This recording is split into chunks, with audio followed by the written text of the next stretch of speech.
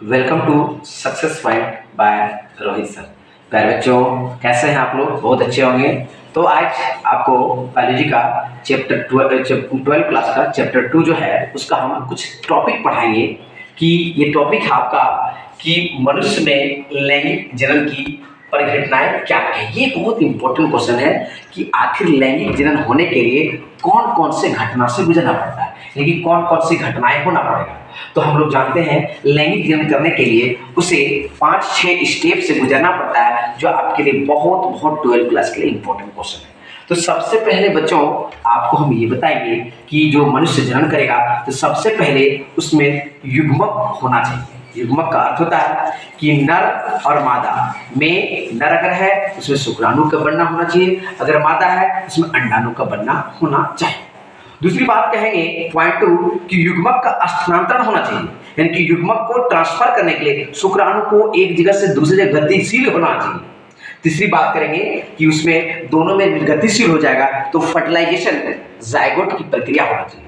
अगर जायगोट हो जाएगा तब वो भ्रूण बनेगा और भ्रूण गर्भाशय से चिपक जाएगी और गर्भावधि की प्रक्रिया पूरी होने के बाद ये क्या हो जाएगी तो शिशु का प्रसव होगा।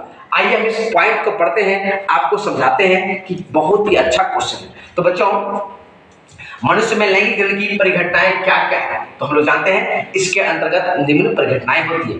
पहला है कि मनुष्य में शुक्राणुओं का बनना और मादा में अंडाणुओं का बनना। एक मानव है, पुरुष है, तो उसमें क्या बनेगा शुक्राणु, अगर मादा है तो क्या बनेगा अंडाणु। ये बिल्कुल इंपॉर्टेंट बात है। आगे कह रहा है कि युग्मक स्थानांतरण, यानी कि अगर पुरुष है तो वीर्यसेचन, यानी कि वीर्य को सीमेन को वो एक जगह से दूसरी जगह गतिशील होना चाहिए। मादा में जनन पथ में, यानी कि उसका फैलोपियन ट्यूब में वो शुक्राणु जाना चाहिए। कहां पर? अंडाणु के पास। आगे की बात करेंगे पॉइंट 3 कि निषेचन जो होगा नर व मादा युग्मक का जो जायगोट बनेगा वो क्या होगा जायगोट का निर्माण युग्मक, यानी कि अंडाणु और शुक्राणु जहां पर मिलेगा that is called zygote fertilization. आगे बात करेंगे निषेचन के बाद ये गर्भाशय की दीवार से चिपक जाते हैं। हाँ, बिल्कुल सही बात है कि निषेचन हो जाएगा, जब फर्टिलाइजेशन की क्रिया हो जाएगी तो वो वहां से गर्भाशय पे आकर के गर्भाशय की दीवार से चिपक जाएगी और चिपकने के बाद वो भ्रूण में परिवर्तन हो जाएगा, यानी भ्रूण बन जाएगा।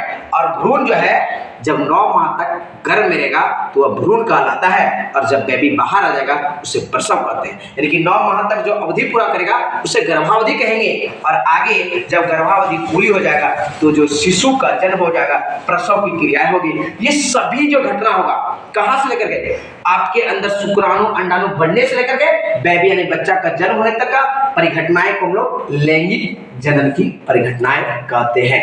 मेरा वीडियो अच्छा लगे आप लोग लाइक शेयर सब्सक्राइब जरूर करिएगा कि मेरे चैनल में बने रहिए। आपको पूरा बायोलॉजी 12 क्लास का मैं फ्री पढ़ाऊंगा। Thank you for watching my video.